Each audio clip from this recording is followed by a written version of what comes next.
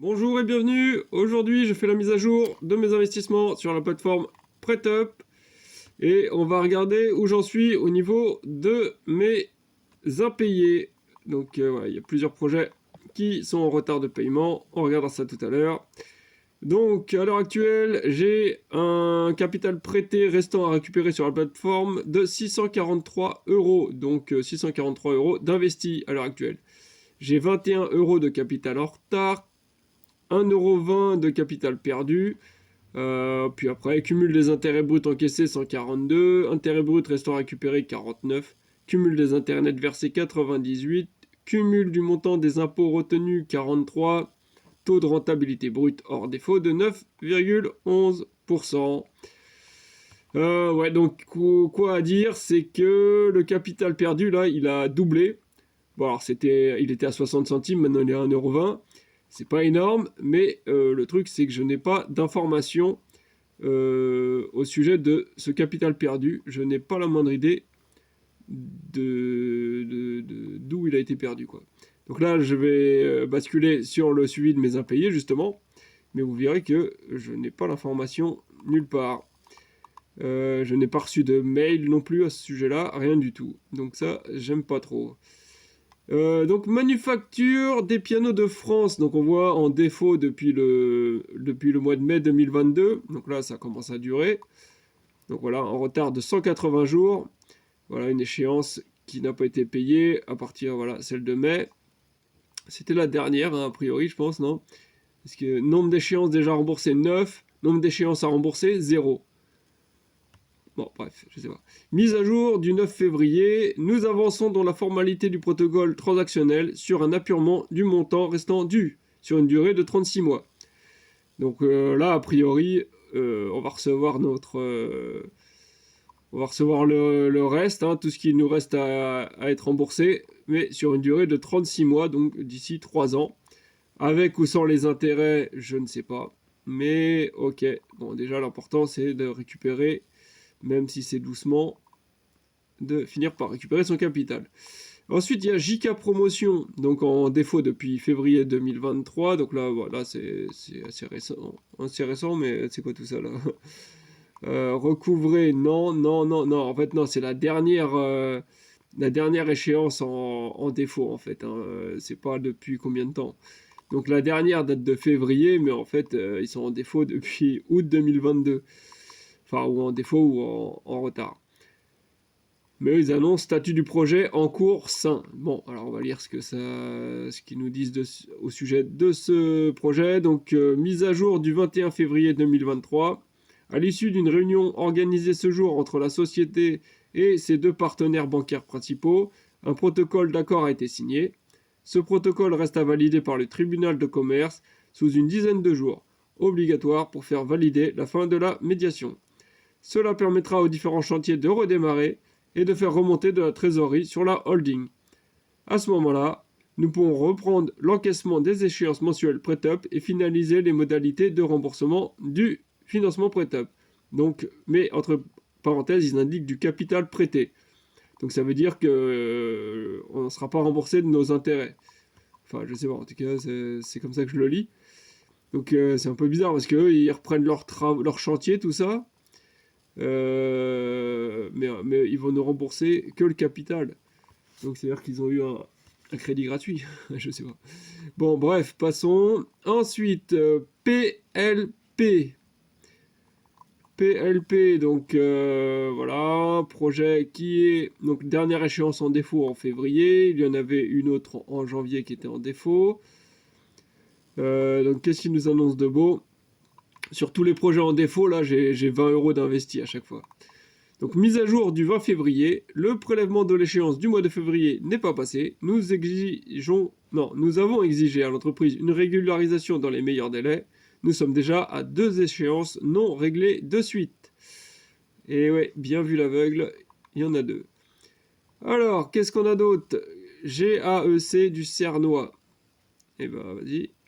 Alors, donc là, la dernière échéance en défaut, c'est au niveau du mois de février 2023, ou en défaut, en retard. Je ne sais pas, tout le reste a été bien payé, hein, donc là, ça devrait être plutôt pas mal.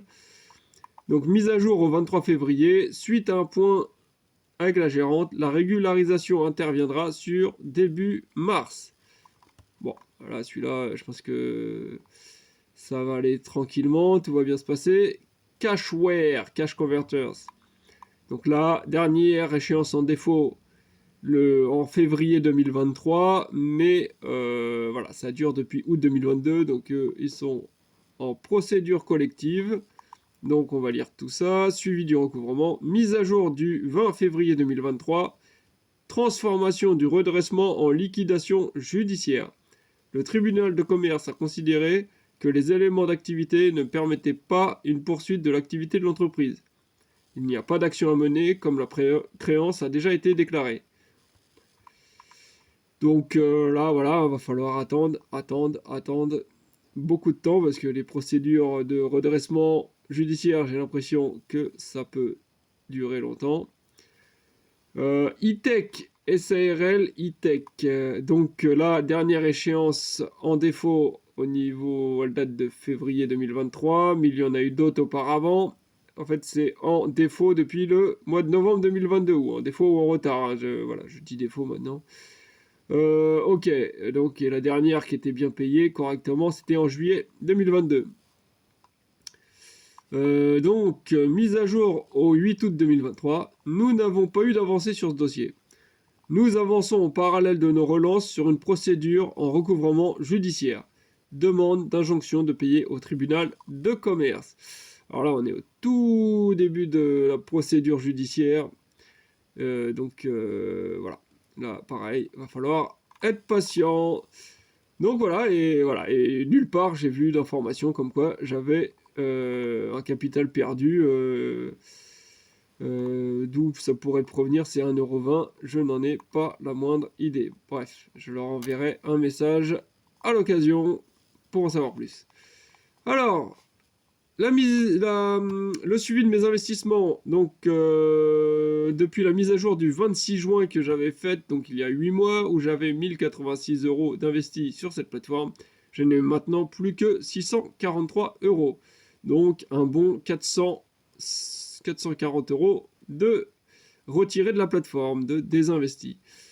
Au niveau des gains, donc total accumulé, j'étais à 98 et je suis maintenant à 142. Donc voilà, ça fait 40 et quelques euros en 8 mois. Voilà, donc ça grimpe très doucement. Donc gain par période, voilà, alors selon la durée des périodes, là c'est une durée de 1 mois, donc ça fait 7,5€ en un mois. Là 6,39€ en un mois. Là, c'était entre août et octobre, donc là, c'est sur 2 mois, 11,41€, donc ça fait à peu près 5,50€ par mois. Puis ensuite, entre octobre et novembre, donc une période de 3 mois, j'ai eu 14€, donc environ 4,50€ par mois. Et là, voilà, période janvier-février 2023, je n'ai gagné que 3,9€ d'intérêt. Voilà, c'est petit. Alors, performance totale, donc on passe de 9% pardon, à 22%. Donc, on a amélioré, on a bien grimpé au niveau de la performance hein, de 12%. Mais c'est complètement faussé par le fait que j'ai désinvesti nettement tout au long de cette période. Donc, voilà, forcément, quand on a désinvesti, la performance grimpe, voilà, grimpe d'office. Performance par période, donc en pourcentage. Donc là, on est à 78%, 0,78% en un mois, 0,72% en un mois. Là, 1,44, c'était en 2 mois, donc toujours 0,7% environ. 2,25, mais en 3 mois, donc 0,7% à peu près aussi par mois. Et là, 0,61, donc un petit peu moins bien pour le dernier mois. Pour la dernière période, je veux dire. Et là, donc montant en retard, là par contre ils ont bien évolué, on voit, donc toujours en 8 mois, on est passé de 15€ à 21€, donc bon là ça évolue pas dans le bon sens, malheureusement. Donc à voir à quel moment ça va s'arrêter, c'est ça qui va être intéressant. Et au niveau du capital perdu, donc là on voit que je commençais à avoir du capital perdu le mois précédent, en janvier, et là en février, ça a doublé. Sans que je sache quoi que ce soit à ce sujet-là. Donc voilà, c'est bof. bof sur PrêtUp quand même. Dommage, parce qu'il y a des bonnes choses. Au niveau des projets, je trouve que certains projets sont quand même intéressants.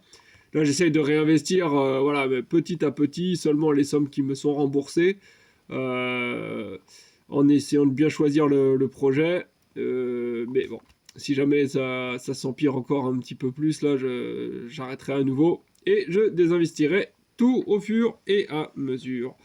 Si vous avez des questions, n'hésitez pas. Et sinon, je vous dis à demain pour le bilan mensuel. Bilan comparatif des performances de toutes les plateformes pour le mois de février. Tchuss.